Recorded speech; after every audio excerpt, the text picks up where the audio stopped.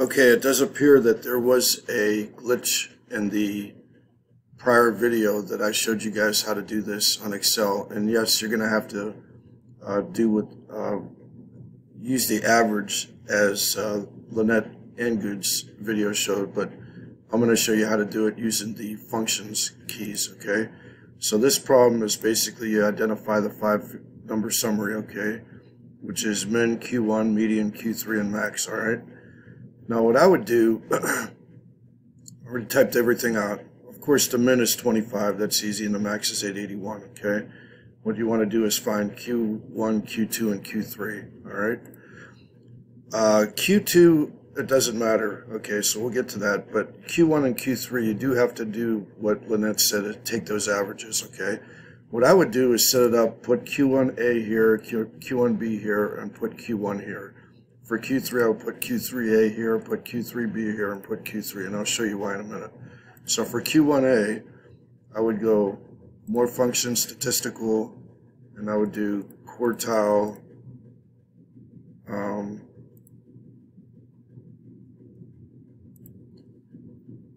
EXC, all right, again, move that down, and highlight the data. And then we're doing Q1, so you put quartile 1 here and hit OK. All right. For QB, I call it B because we're going to do the other statistical. And it stinks that you have to do this, but it is what it is. Okay. Quartile.inc. All right. And then again, highlight the array. And then hit 1 again. And hit OK. So then you would take the average of these two. Now you can do it by hand if you want, but it's a lot easier. You may as well do it in Excel. So Q1, you would take more function statistical average, and then just highlight these two. Okay, and there's your answer. So your Q1 is 96. All right, Q1 is 96. There it is, right there. Okay. Q3, you do the same thing. You have to do the EXC and the INC and take the average of the two, all right? So yes, after further investigation, this is correct. This is what you have to do. So quartile of these two, you take the average of these two when you do Q1 and Q3. Quartile.exe and highlight all the data and then hit 3, okay? All right, for Q3B, I mean, you can do whatever you want here. I'm just saying, doing it.